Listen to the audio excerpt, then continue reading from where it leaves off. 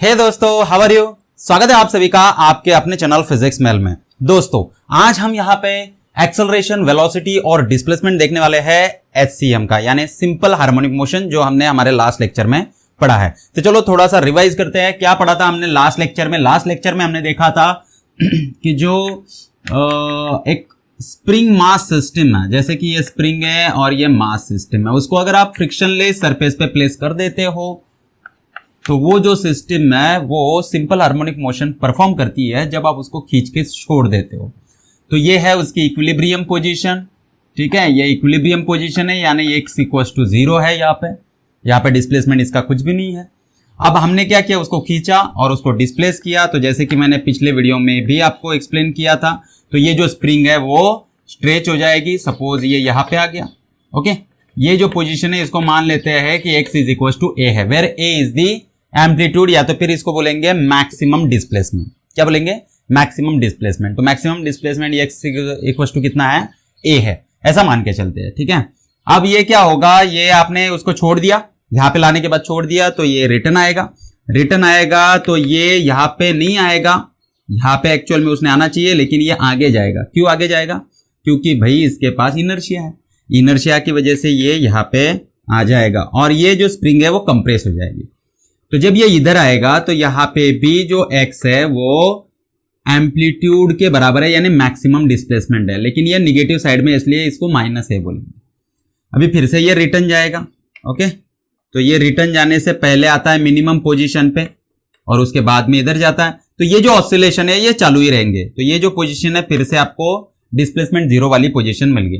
तो हमने ये देखा था कि यहाँ पे जो वेलोसिटी होती है वो 0 होती है, यहाँ पे वेलोसिटी मैक्सिमम होती है, जो मीन पोजीशन है वहां पे वेलोसिटी मैक्सिमम होती है, यहाँ पे वेलोसिटी फिर से 0 हो जाती है। देखो, इसको खींचा आपने, यहाँ पे वेलोसिटी 0 थी, जैसे ही छोड़ा तो उसकी वेलोसिटी बढ़ी बढ़ी यहाँ तक, यहाँ पे मैक्सिमम हो गई उसकी वेलोसिटी, जो कि मीन पोजीशन है। उसके बाद में इधर आया तो इसकी वेलोसिटी अभी डिक्रीज होना स्टार्ट हुई। क्यों? क्योंकि ये जो स्प्रिंग है ये कंप्रेस हो रही है, तो इसकी वेलोसिटी कम कम होते हुए 0 हो गई। 0 होने के बाद ये जो स्प्रिंग है, कंप्रेस स्प्रिंग, ये उल्टा फोर्स उस पर लगाएगी और अपोजिट फोर्स की वजह से ये फिर से इधर वेलोसिटी में आएगा। जब मीन पोजीशन पे होगा तो मैक्सिमम वेलोसिटी होगी, फिर से एंड पे जाएगा तो वेलोसिटी 0 हो जाएगी। अब फोर्स की या तो फिर एक्सेलरेशन की अगर बात करें तो देखो, जो फोर्स है वो फोर्स आपने यहाँ पे देखो, यहाँ पे जितना आपने डिस्प्लेसमेंट उसका किया है ये मैक्सिमम डिस्प्लेसमेंट है, इसलिए यहां पे जो फोर्स लगेगा वो मैक्सिमम लगेगा, क्योंकि आपने उसको स्ट्रेच किया है। और हमें पता है कि किसी भी स्प्रिंग को अगर हम स्ट्रेच करते हैं तो उस पे क्या लगता है? उस पे फोर्स लगता है ना। तो जितना स्ट्रेचिंग ज्यादा उतना फोर्स ज्यादा। तो यहाँ पे स्ट्रेचिंग सबसे ज्यादा है, यानी यहाँ पे डिस्प्लेसमेंट सबसे ज्यादा है मास का, इसलिए यहाँ पे फोर्स ज्यादा। तो यहाँ पे फोर्स मैक्सिमम है, यानी एक्सेलरेशन भी मैक्सिमम है, because F is equal to m है, तो एक्सेलरेशन ज्यादा है। यहाँ पे जो फोर्स है वो मैक्स है, क्योंकि ये भी लेफ्ट हैंड साइड में है, तो ए भी क्या है, यहाँ पे मैक्स है, एक्सेलरेशन भी। लेकिन जो मेन पोजीशन है, सेंट्रल पोजीशन है, वहां पे फोर्स 0 होता है, क्योंकि डिस्प्लेसमेंट भी 0 है। 0 डिस्प्लेसमेंट यानी वो इक्विलिब्रियम पोजीशन में है ना, सेंट्रल पोजीशन में। तो एफ इज इक्वल टू 0 और ए भी 0, एक्सेलरेशन भी 0। तो ये हमने सब कुछ कल देख लिया था। और क्या देखा था हमने? डिफरेंशियल इक्वेशन देखा था कल, यानी हमारे पिछले लेक्चर में। तो लेक्चर 1 में हमने ये देखा था। अब इसका डिफरेंशियल, ये जो है इसका डिफरेंशियल इक्वेशन हमने कल निकाल लिया था, और वो क्या था? D square x by d t square plus omega square x is equal to 0। This was the differential equation where omega is the angular velocity. जो हमने देखा था कि ओमेगा की वैल्यू क्या होती है? Under root k by m होती है, where k is spring constant and m is the mass of the object. ये कल का रिवाइज हो गया, ये सब हमने कल देखा था। अब यहां से आगे देखते हैं। देखो, यहां से हमें क्या दिख रहा है? ये जो d square x by d t square है, ये एक्चुअल में एक्सेलरेशन है। हमने पिछले लेक्चर में भी देखा था कि ये एक्सेलरेशन। ओके, तो एक्सेलरेशन कितना है आपका? ये है माइनस ओमेगा स्क्वेयर एक्स। तो आपको एक्सेलरेशन मिल गया, एक्सेलरेशन का फॉर्मूला मिल गया, वो माइनस ओमेगा स्क्वेयर एक्स होता है। तो एक्सेलरेशन कहां पे मैक्सिमम होगा? जहां पे एक्स मैक्सिमम होगा, क्योंकि ये डायरेक्टली प्रोपोर्शनल है। तो हम यहां पे लिख सकते हैं A is equal to a max होता है जब x कितना होता है? a होता है, when x is equal to plus minus A. तो ये प्लस माइनस ए जब होगा, यानी प्लस में a, इधर एम्पलीट्यूड होगा और इधर माइनस है। जब भी ये दोनों पोजीशन पे है तो ए क्या है, एक्सेलरेशन मैक्सिमम है। तो हम यहाँ पे इसको प्लस माइनस लिख सकते हैं, क्योंकि माइनस था, अभी प्लस माइनस दोनों है तो दोनों आ जाएंगे। तो एक्सेलरेशन मैक्सिमम एक्सेलरेशन की वैल्यू भी हमें यहाँ पे मिल गई। तो ये मिल गया हमें एक्सेलरेशन। अब आपको वेलोसिटी निकालना है। तो हमें पता है एक्सेलरेशन का फॉर्मूला क्या होता है, dv by dt, rate of change of velocity. तो मैं यहां पे लिख देता हूं dv by dt is equal to ये क्या है, माइनस ओमेगा स्क्वायर एक्स।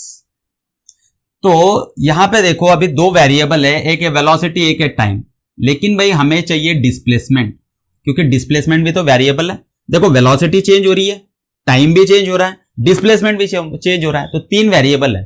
तो ये जो तीन वेरिएबल है इसको कुछ भी करके आप क्या करो, टू वेरिएबल में कन्वर्ट कर दो, क्योंकि इंटीग्रेशन लेना है तो आप ज्यादा से ज्यादा टू वेरिएबल यहां पे ले सकते हो, नहीं तो वो बहुत कॉम्प्लिकेटेड हो जाता है। तो हम क्या करते हैं, सिंपली इसको टू वेरिएबल में कन्वर्ट करते हैं। तो यहां पे दो वेरिएबल होने चाहिए, उसके लिए मैं क्या करता हूं, अभी देखो तो ये मैं वेलोसिटी के लिए निकाल रहा हूं, याद रखो ये वेलोसिटी के लिए है, ठीक है, ये एक्सेलरेशन के लिए था जो मैंने किया। अब ये वेलोसिटी के लिए है, तो वेलोसिटी के लिए मैं लिख देता हूं dv by dx into dx by dt। देखो मैंने ऐसे लिख दिया, इसको ही मैंने ऐसे लिखा है। तो क्या होगा, देखो ये dv बाय dt था, यहाँ पे भी dv by dt, dx cut हो जाएगा। तो मैंने क्या ले लिया, न्यूमरेटर में dx और डिनोमिनेटर में दोनों जगह पे मैंने dx ले लिया, is equal to minus omega square x.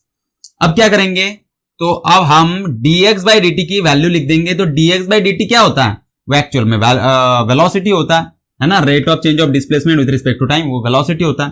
तो मैं वहां पे वेलोसिटी लिख देता हूं। तो ये dv by dx into v is equal to minus omega square x. अब इसको मैं ऐसे लिख लेता हूं, पहले v बाद में dv, और ये जो dx है उसको उधर भेज देता हूं। तो ये हो गया minus omega square x dx। तो ये हमें इक्वेशन यहां पे मिल गया, इसको इक्वेशन 1 बोल देते हैं, ठीक है। अब देखो हम क्या करेंगे, इसको इंटीग्रेट करेंगे। तो इक्वेशन 1 को इंटीग्रेट कर दो दोनों साइड में।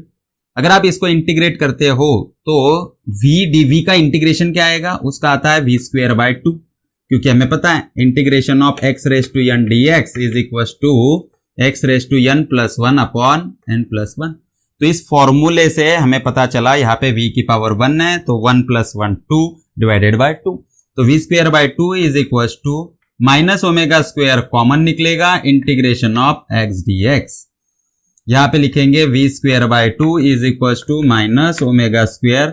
अब ये जो x है इसका इंटीग्रेशन क्या आएगा, इसका इंटीग्रेशन आएगा x स्क्वायर बाय 2। जैसे इसका v स्क्वायर बाय 2 आया वैसे इसका x स्क्वायर बाय 2।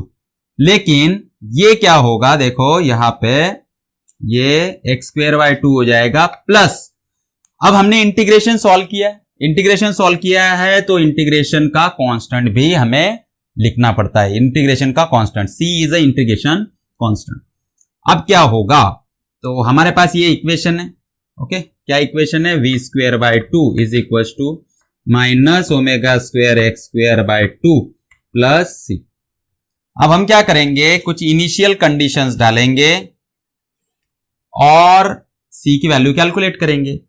तो हमें यह पता है कि अगर मैं x is equal to plus minus a डाल दूं, अगर x is equal to plus minus a, यानी ये एक्सट्रीम पोजीशन को है ऐसे मान के चलते हैं, तो जब ये एक्सट्रीम पोजीशन को होता है x is equal to plus a हो या तो फिर x is equal to minus a हो, तो वेलोसिटी क्या होती है, 0 होती है। तो मैं यहां पे लिख देता हूं when x is equal to plus minus a v is equal to 0। तो अगर हमने ये यहां पे डाल दिया इस इक्वेशन में, इसको बोलेंगे इक्वेशन 2। तो पुट इन इक्वेशन 2। तो इक्वेशन 2 में अगर हमने इसको डाल दिया तो हमें क्या मिलेगा, हमें मिलेगा 0 v स्क्वायर बाय 2, v की वैल्यू क्या है 0, तो 0 by 2 0 is equal to minus omega square, x की जगह पे लिखेंगे a, तो a स्क्वायर, तो ये माइनस प्लस हो जाएगा क्योंकि ये माइनस प्लस था, okay, divided by 2 plus c। तो c की वैल्यू मिल गई हमें omega square a square by 2, okay. तो हम ये इस इक्वेशन में डाल देंगे तो हमें क्या मिलेगा, v square by 2 is equal to minus omega square x square by 2 plus minus omega square a square by 2। Okay, तो हम क्या करेंगे, अभी मैं इसको रफ कर देता हूं, इधर ही एक्सटेंड करता हूं इसको। अब 2 से मल्टीप्लाई कर देंगे सबको, तो हमें क्या मिलेगा, हमें मिलेगा V square is equal to, देखो ये plus minus omega square A square minus omega square X square. तो मैं क्या कर लेता हूं, यहां से प्लस माइनस बाहर निकाल लेता हूं, तो v square is equal to, अभी आपने प्लस माइनस नहीं भी लिखा तो भी चलेगा, लिखा तो भी चलेगा, तो v square is equal to plus minus omega square मैं कॉमन निकाल लेता हूं, ये मुझे मिलेगा a square minus x square. तो अगर आप इसका अंडर रूट निकालते हो तो v is equal to omega under root A square minus x square, ये मिल गया आपको v का फॉर्मूला। तो ये है v का फॉर्मूला, इसको याद रखना, ठीक है।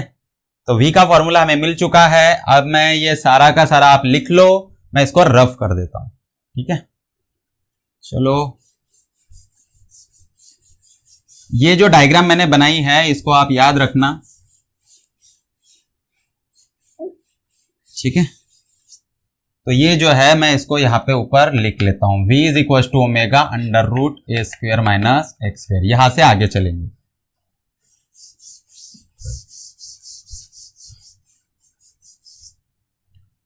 चलो अब देखते हैं, हमें अगर मैक्सिमम चाहिए अगर v मैक्स चाहिए, मैक्सिमम वेलोसिटी, तो हमें पता है मैक्सिमम वेलोसिटी कहां पे है, तो हमने पिछले डायग्राम में देखा था कि when x equal to 0, mean position पे वेलोसिटी मैक्सिमम होती है। उधर से जब रिटर्न आएगा तो जब वो मीन पोजीशन को होता है तो मैक्सिमम वेलोसिटी होती है, उसके बाद में जो स्प्रिंग है वो कंप्रेस होती है, इसलिए उसकी वेलोसिटी डिक्रीज होते जाती है और फाइनली 0 हो जाती है।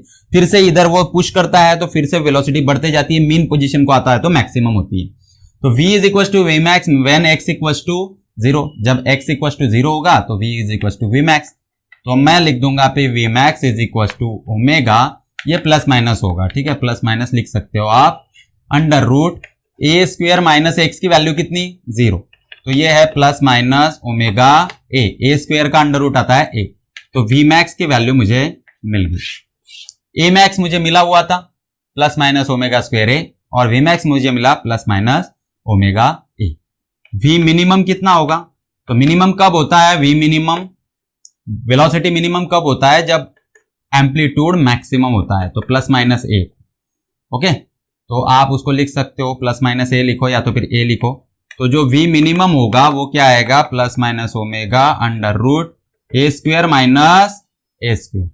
तो एक्स की जगह पे ए रख दिया मैंने, तो A square minus x square 0, तो वी मिनिमम वेलोसिटी की वैल्यू हो जाएगी 0, क्योंकि ये 0 आया तो 0 इंटू समथिंग इज ऑल्सो 0, तो मिनिमम वैल्यू इसकी 0 है। वैसे ही आप एक्सेलरेशन की भी मिनिमम वैल्यू निकाल सकते हो। एक्सेलरेशन की मिनिमम वैल्यू क्या होगी, तो एम्पलीट्यूड जब 0 होगा तो एक्सेलरेशन 0 होगा, क्योंकि x इक्वल टू 0 होगा तो एक्सेलरेशन भी 0, यानी एक्सेलरेशन की वैल्यू मिनिमम 0 आएगी। और वो कब आएगी, when x is equal to 0, ठीक है।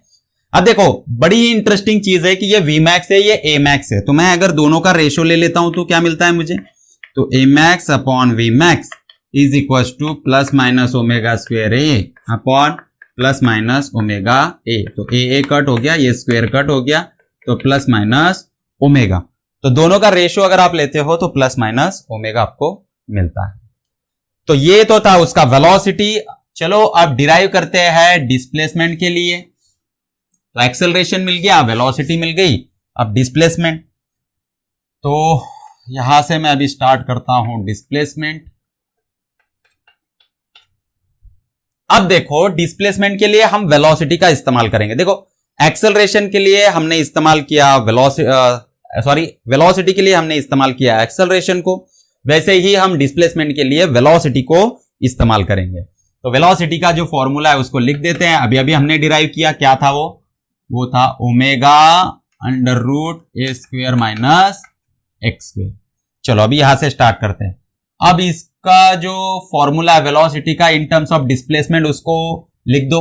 तो वो क्या आएगा, वो आएगा dx by dt is equal to omega under root A square minus x square. पता है हमें velocity is rate of change of displacement with respect to time.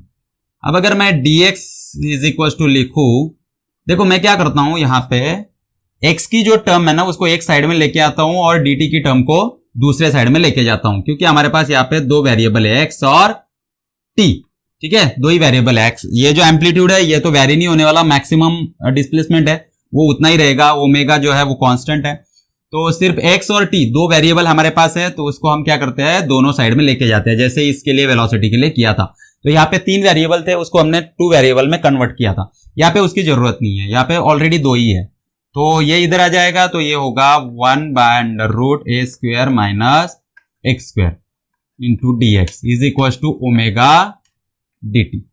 Okay, तो अब देखो हम क्या करेंगे, इसको इंटीग्रेट करेंगे। तो इंटीग्रेटिंग ऑन बोथ साइड्स, तो दोनों साइड में इंटीग्रेट करो तो आपको मिलेगा, देखो ये इंटीग्रेशन कर दिया, चलो यहाँ पे मैंने लिख दिया है तो अभी नीचे करता हूं। 1/√a² minus x² dx is equal to integration of omega dt। तो आदमी बड़ा आलसी होता है ना नीचे इंटीग्रेटिंग लिखने के बाद भी मैंने ऊपर इंटीग्रेशन कर दिया, एक स्टेप बचती है उसकी वजह से। चलो तो लेकिन आपको ऐसे नहीं करना है, आपको बोर्ड्स पे आपको ठीक ठाक लिखना है। ठीक है, अभी मुझे थोड़ी बोर्ड देना है तो मैं ये करने वाला हूं, मैं नहीं करूंगा। ठीक है, मैं तो मेरा टाइम बचाता हूं। तो अब देखो यहां पे ये जो इंटीग्रेशन है इसका इंटीग्रेशन क्या आता है, तो जो लोगों का मैथमेटिक्स होगा उनको पता होगा कि इंटीग्रेशन इसका क्या आता है। अच्छा, अगर आपको ये पता नहीं है इंटीग्रेशन, तो पहले उसको इंटीग्रेशन को परफेक्ट कर लो, है ना। जो भी बच्चे हैं, अभी काफी सारे बच्चे हैं जो नीट के होंगे, जिनको मैथ्स नहीं होगा तो उनको थोड़ा सा डिफिकल्ट जाएगा, बट इतना भी डिफिकल्ट नहीं है। 2 4 5 फॉर्मूले हैं, बस उनको रट लो तो आपको ये आ जाएगा। कुछ बेसिक्स है, तो मैं क्या करता हूं, मैंने शायद डिफरेंशिएशन का मैंने वीडियो बनाया हुआ है, वो आप देख लो। इंटीग्रेशन का भी मैं बना के जल्द ही डाल दूंगा, उसके बाद आपको इंटीग्रेशन परफेक्ट आने लगेगा। ठीक है, तो हमारी जो प्लेलिस्ट है बेसिक्स करके, उस बेसिक्स के प्लेलिस्ट में आप देखना, आपको इंटीग्रेशन का वीडियो मिल जाएगा, कुछ दिनों के बाद डाल दूंगा मैं। ओके, चलो अब इसका जो इंटीग्रेशन आता है वो आता है sin इनवर्स 1x/a। इसका ये डायरेक्ट फॉर्मूला है ना, इंटीग्रेशन का डायरेक्ट फॉर्मूला है, where a is the constant and x is the variable. तो sin इनवर्स 1 x/a ये उसका फॉर्मूला है। यहां पे इंटीग्रेशन में ओमेगा जो है वो कांस्टेंट है, बाहर निकल जाएगा, तो इंटीग्रेशन ऑफ dt आता है t। ओके, और इंटीग्रेशन आपने सॉल्व किया है तो इंटीग्रेशन का कांस्टेंट आप रखोगे, वहां पे हमने c रखा था जब वेलोसिटी का हमने निकाला, तो c रखा था, यहां पे मैं अल्फा रख देता हूं। तो इट डिपेंड्स ऑन यू, आप कौन सा लेटर इस्तेमाल कर रहे हो, कोई प्रॉब्लम नहीं है, कोई भी लेटर आप इस्तेमाल कर सकते हो। मैंने यहां पे अल्फा किया है। अब देखो ये साइन इनवर्स 1 है तो उसको उधर भेज देता हूं मैं, तो मुझे यहां पे रिमेन मिल जाएगा x/a is equal to sine of omega T plus alpha. तो x इज इक्वल टू हो गया a sine of omega T plus alpha. तो ये जो इक्वेशन है ये बहुत इंपॉर्टेंट इक्वेशन है हमारे, और यही है equation of SHM, simple harmonic motion का ये इक्वेशन है। Okay, a sine omega T plus alpha. अब यहां पे देखो x is equal to a sine omega T plus alpha मिला है हमें, तो इसका अगर मैक्सिमम डिस्प्लेसमेंट निकालना है हमें, x मैक्स कब होगा, तो हमें पता है कि जब वो एक्सट्रीम पोजीशन को होता है तो x मैक्स होता है। तो पहले मैं क्या करता हूं, x 0 कब होता है, यानी मिनिमम कब होता है, x मिनिमम कब होता है, तो जब t इज इक्वल टू 0, अगर t इज इक्वल टू 0 है, यानी स्टार्ट हो रहा है वो 0 से, तो अगर वो स्टार्ट हो रहा है तो t इज इक्वल टू 0 को x is equal to x minimum होगा। तो x is equal to a sine of omega T plus alpha है, तो यहां पे x is equal to x minimum होगा, a साइन t की वैल्यू 0 रख देंगे तो ये 0 हो गया, प्लस जो इनिशियल फेज है, तो हम ऐसा मान के चल रहे हैं कि जो ऑब्जेक्ट है वो कहां से स्टार्ट कर रहा है, 0 पोजीशन से स्टार्ट कर रहा है, तो जो इनिशियल फेज है उसका वो भी 0 होगा। तो x minimum is equal to a sine 0 plus 0 0, तो साइन 0 की वैल्यू कितनी होती है 0, तो या x मिनिमम कितना आएगा a इंटू 0, तो x मिनिमम की वैल्यू हो गई आपकी 0। तो मिनिमम जो डिस्प्लेसमेंट होगा वो कितना होगा, 0 होगा। और जो मैक्सिमम डिस्प्लेसमेंट है वो कितना होगा, मैक्सिमम डिस्प्लेसमेंट x मैक्स, तो वो होगा a। तो ये तो हमें ऑलरेडी पता है, एक्चुअल में ये कैलकुलेट करने की जरूरत है ही नहीं। ओके, ये हमें ऑलरेडी पता है कि x मिनिमम कितना होता है 0 और x मैक्सिमम हमने a लिया है तो वो a ही रहेगा। ठीक है, तो चलो अभी आपको दोनों चीजें समझ में आ चुकी है, दो नहीं 3 चीजें आपको समझ में आ चुकी है। आपको एक्सेलरेशन, वेलोसिटी और डिस्प्लेसमेंट तीनों के फॉर्मूले मिल चुके हैं। अब यहां पे देखो, अगर इनिशियली जो ऑब्जेक्ट है वो कुछ π/2 फेज से स्टार्ट करता है, यानी अल्फा जो है वो अगर π/2 है, यानी एक्सट्रीम पोजीशन से वो स्टार्ट करता है। अभी ये एक्सट्रीम पोजीशन, आप इसको π/2 को क्यों ले रहे हो, ये आपको अगले जो लेक्चर्स है उसमें समझ में आएगा। जो अल्फा है वो क्या होता है एक्चुअल में, जब ग्राफिकल रिप्रेजेंटेशन का जो हमारा लेक्चर आएगा उसमें मैं आपको डिटेल में बताऊंगा कि अल्फा इज इक्वल टू π/2 का मतलब क्या है। तो वो एक्सट्रीम पोजीशन को दिखाता है। तो अल्फा इज इक्वल टू अगर π/2 है, इनिशियल फेज अगर π/2 है आपका, तो x का जो फॉर्मूला होगा वो a sin ωt प्लस π/2 होगा। तो इस केस में x is equal to a sin ωt प्लस π/2, इसको आप क्या लिख सकते हो, ओमेगा साइन ऑफ ωt प्लस π/2 यानी साइन ऑफ थीटा प्लस π/2 कितना आता है, cos थीटा, यानी cos ऑफ ωt। तो हमें ये इक्वेशन यहां पे मिल गई। ठीक है, तो अगर आपका जो अल्फा है इनिशियल फेज वो अगर π/2 है तो एक्सट्रीम पोजीशन मिलता है, वही अगर अल्फा 0 है तो आपको क्या मिलता है, यानी जो स्टार्टिंग पोजीशन है वो अगर इनिशियल या तो फिर मीन पोजीशन है। स्टार्टिंग पोजीशन क्या है, मीन पोजीशन है, मीन पोजीशन से ऑब्जेक्ट स्टार्ट कर रहा है तो इक्वेशन आएगा a sin ωt। तो ये दो चीजें आपको याद रखनी है कि जब भी पार्टिकल स्टार्ट करेगा या तो फिर ऑब्जेक्ट स्टार्ट करेगा मीन पोजीशन से तो इक्वेशन आएगा x is equal to a sin ωt, और अगर वो एक्सट्रीम पोजीशन से स्टार्ट करता है तो इक्वेशन आएगा x is equal to a cos ωt। अब ये आपको समझ में आया, नहीं समझ में आया तो फिर से एक बार बताता हूं। देखो, ये एक रिजिड सपोर्ट है, जैसे हमने डायग्राम निकाला था, ये एक रिजिड सपोर्ट है, उसको स्प्रिंग हमने अटैच किया है और स्प्रिंग को मास लगा है। अब आपने क्या किया, ये जो मास है इसने अगर 0 पोजीशन यानी जो मीन पोजीशन है यहां से ऐसे ऑसिलेट करना स्टार्ट किया तो फिर उसका इक्वेशन बन जाएगा a sin ωt। और यही अगर एक्सट्रीम पोजीशन है, यानी आपने उसको पहले खींच लिया और यहां से ये स्टार्ट कर रहा है, ये उसने स्टार्ट किया, यानी टाइम 0 आपने यहां से लिया है। अब ये आप पे डिपेंड करता है कि आप कैसे लेते हो। ठीक है, आपने टाइम 0 अगर यहां से काउंट करना स्टार्ट किया है तो ये जो मोशन है ये मोशन होगी आपकी a cos ωt। तो यहां पे डिस्प्लेसमेंट कैलकुलेट करना है तो a cos ωt आप इस्तेमाल करोगे। और अगर मीन पोजीशन से स्टार्ट किया था, यानी टाइम मेजर करना अगर आपने मीन पोजीशन से स्टार्ट किया था तो ये आएगा a sin ωt। ये अभी अगले जो लेक्चर्स आएंगे हमारे उसमें ज्यादा क्लियर होगा आपको। ठीक है, अभी के लिए आप याद रखो कि मीन पोजीशन से अगर कोई ऑब्जेक्ट स्टार्ट करता है तो x is equal to a sin ωt होता है, और वही अगर एक्सट्रीम पोजीशन से स्टार्ट करता है तो x is equal to a cos ωt होता है। चलो, तो यहां पे हमने ये सारा जो डेरिवेशन है उसको खत्म कर लिया और अब बारी है न्यूमेरिकल्स की। तो चलो चलते हैं न्यूमेरिकल्स की ओर। तो सबसे पहला जो न्यूमेरिकल है वो आया है JEE 2007, जब इसका नाम AIEEE हुआ करता था तब ये क्वेश्चन आया है।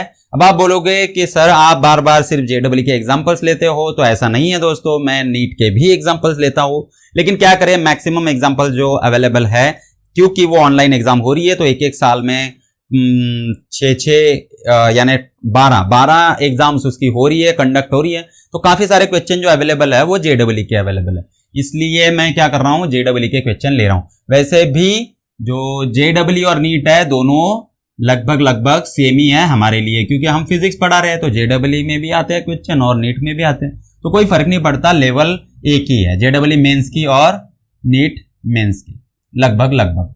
तो चलो स्टार्ट करते हैं। तो क्वेश्चन क्या है? क्वेश्चन नंबर 1 है आपका, the displacement of an object attach to a spring executing SHM is given by. तो आपको क्या दिया है? डिस्प्लेसमेंट दिया है। कितना दिया है? 2 × 10⁻⁻2 cos ऑफ पाई टी। ये आपको डिस्प्लेसमेंट दिया है मीटर में दिया है। और क्या बताया है कि ये जो पार्टिकल है वो क्या कर रहा है? SHM परफॉर्म कर रहा है। The time eight which the maximum speed occurs is. तो आपको टाइम निकालना है जब जो स्पीड है वो क्या होगा? मैक्सिमम होगा। ओके, तो ये आपको निकालना है, मैक्सिमम स्पीड ऑकर्स इज। अब ये निकालना है तो यहां पे थोड़ा सा आपको थिंकिंग करना होगा कि भाई v कब होगा? v max। इस केस में v max कब होगा? तो मैं पता है कि जब भी पार्टिकल, आप सिंपल जो पेंडुलम है उसके बारे में याद रखो। तो ये सिंपल पेंडुलम है सपोज, तो इसको आपने खींच लिया तो ये मैक्सिमम को गया, वहां से आपने उसको छोड़ दिया। तो देखो यहां पे वेलोसिटी मैक्सिमम होती है, यहां पे वेलोसिटी 0 होती है, फिर से वेलोसिटी मैक्सिमम, फिर से वेलोसिटी 0, यहां पे आके रुक जाता है, फिर से रिटर्न, यहां पे वेलोसिटी मैक्सिमम, यहां पे 0। तो इस हिसाब से आप सोचो उसको, सिंपल पेंडुलम के हिसाब से आप उसको याद रखो, ठीक है। अब यहां पे वेलोसिटी के बारे में जब बात करेंगे तो वेलोसिटी कहां पे मैक्सिमम होती है? मीन पोजीशन पे मैक्सिमम होती है। अभी भी लिखा था हमने, मीन पोजीशन पे मैक्सिमम होती है जहां पे x कितना होता है? 0। तो x हो जाएगा 0।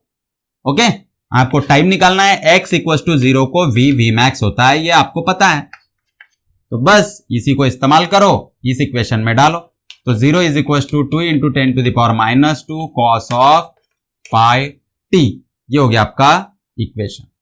अब यहां से आपको क्या समझ में आ रहा है कि cos of pi T is equal to, ये टर्म इधर गई तो ये भी 0 हो गई, क्योंकि 0 divided by something is also 0। अब cos of pi T equal to 0। cos की वैल्यू 0 कब आती है? cos की वैल्यू 0 कब आती है? cos की वैल्यू cos 90 को 0 आती है। कहां पे 0 आती है? cos 90।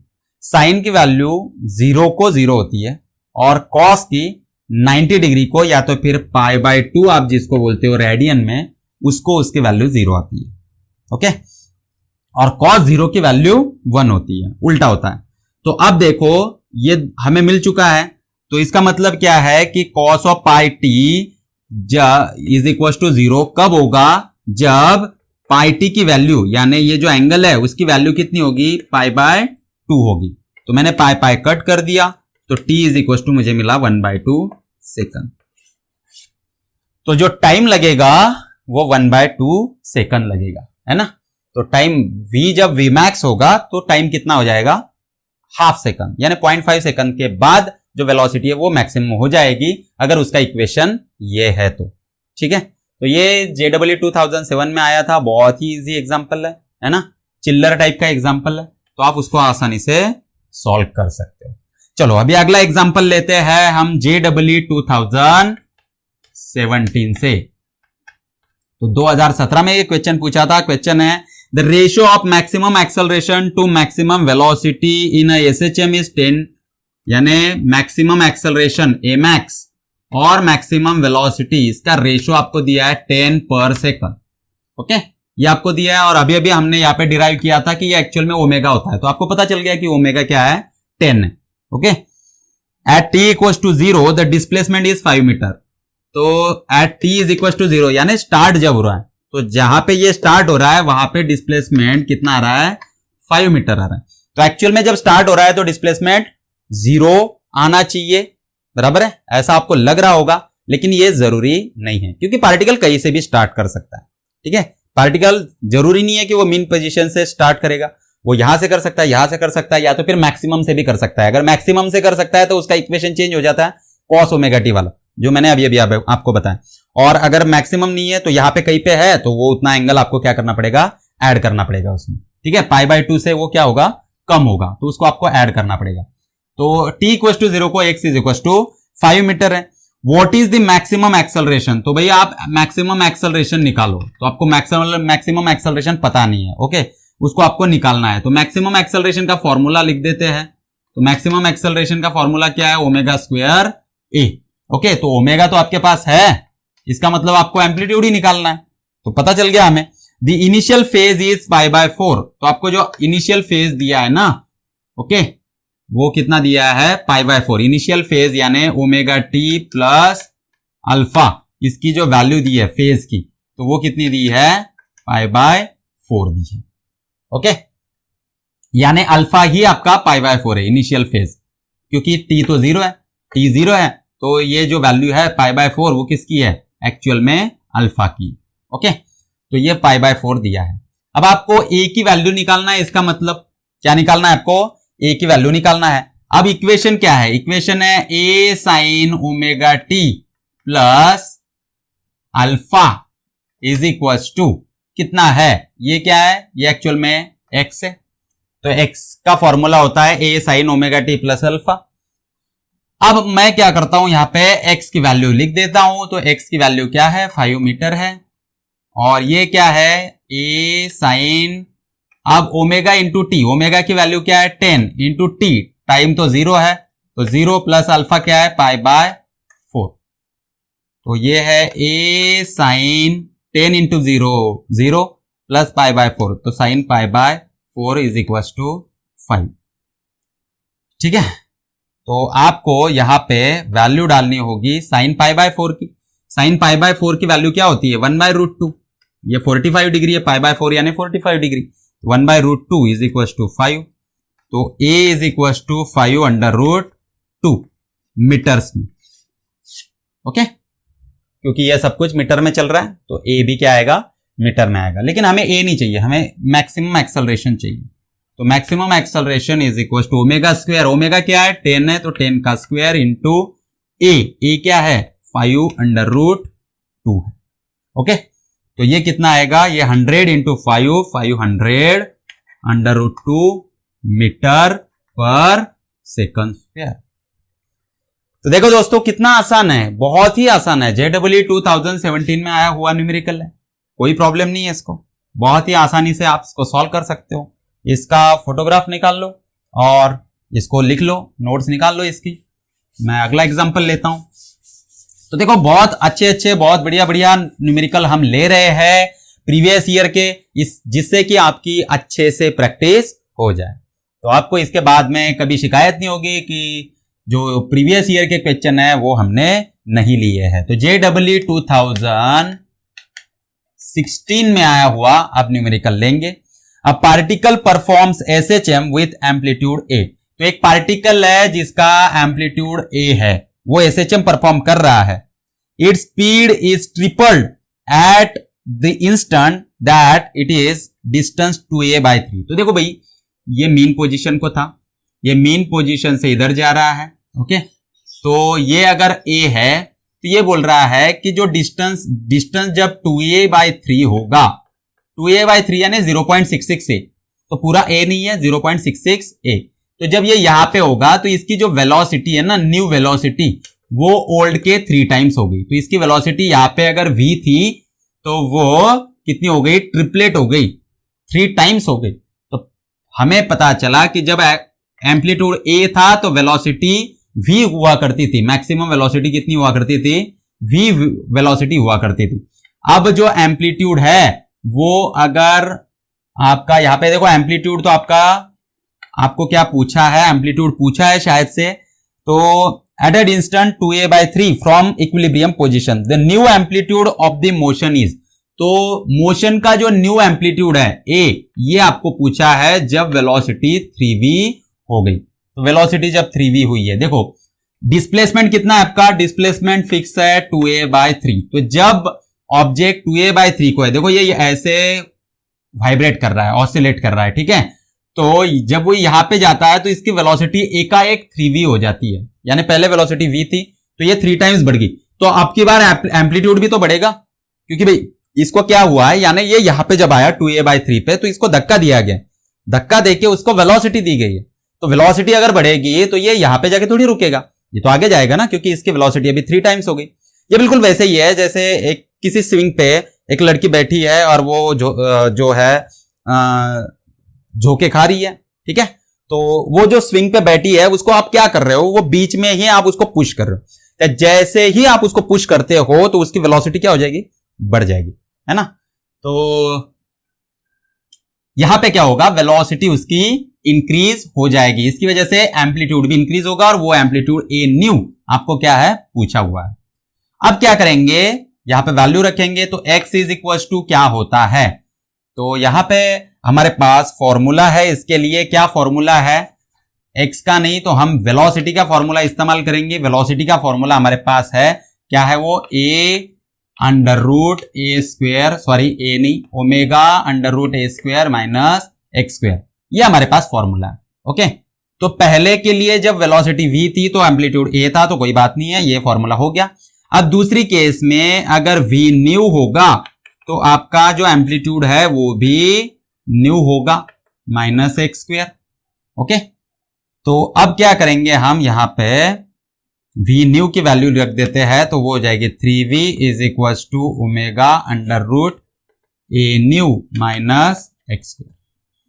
ओके, अब ये इक्वेशन 1 है, ये इक्वेशन 2 है, तो क्या करो, 1 को 2 से डिवाइड करो, यहां पे लिख देते हैं डिवाइड इक्वेशन 1 बाय इक्वेशन 2। तो दोनों को डिवाइड किया तो आपको मिल गया 1/3 is equal to omega, omega cut हो गया, under root A square minus x square upon under root A new square minus x square.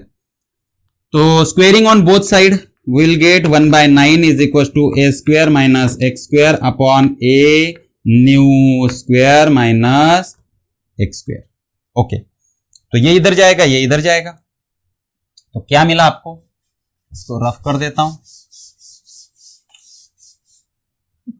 तो आपको क्या मिला है, यहां से मिला आपको A new minus x square is equal to 9 times A square minus x square. Okay, अब ये A new minus x square is equal to 9a square minus 9x square.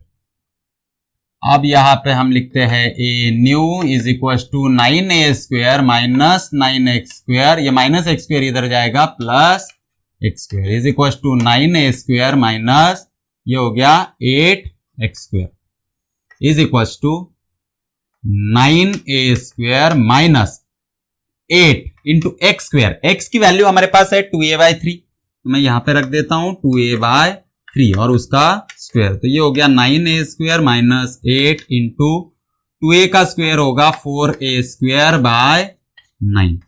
ठीक है, इसका स्क्वायर किया तो 9a स्क्वायर माइनस 8 4 जा 32a square by 9। Okay, तो ये कितना हो गया, तो ये हो गया तुम्हारा 9 9 जा 81a square minus 32a square by 9। तो 81 माइनस 32 कितना हो गया, तो दोनों का सब्ट्रैक्शन अगर आपने किया तो आपको मिलेगा 49a स्क्वेयर बाय 9 और ये है a न्यू। तो अगर आप इसको निकालते हो a न्यू को, तो आपको सॉरी यहां पे ये स्क्वायर था, मैंने स्क्वायर नहीं लिखा तो स्क्वायर लिख देता हूं हर जगह पे, ये स्क्वायर है भाई। तो अगर आप इसको ए न्यू को निकालना चाहते हो तो ये आएगा, स्क्वायर रूट लेंगे तो 49 का स्क्वायर रूट 7, ए स्क्वायर का a और 9 का 3। So this is your answer. आ गया? तो बहुत ही अच्छे अच्छे न्यूमेरिकल्स है जो हमने यहाँ पे सॉल्व किया है। तो चलो दोस्तों यहाँ पे रुकते हैं, आज के लिए बस इतना ही। और अगले लेक्चर में हम अगला जो टॉपिक है उसको लेके आएंगे, बहुत अच्छा सा टॉपिक लेके आएंगे, नए नए न्यूमेरिकल्स लेके आएंगे, जिससे कि आपकी पढ़ाई में कोई प्रॉब्लम ना हो और आप अच्छे तरीके से पढ़े और आपके ज्ञान में वृद्धि हो। चलो बच्चों यहाँ पे रुकते हैं। Thank you very much.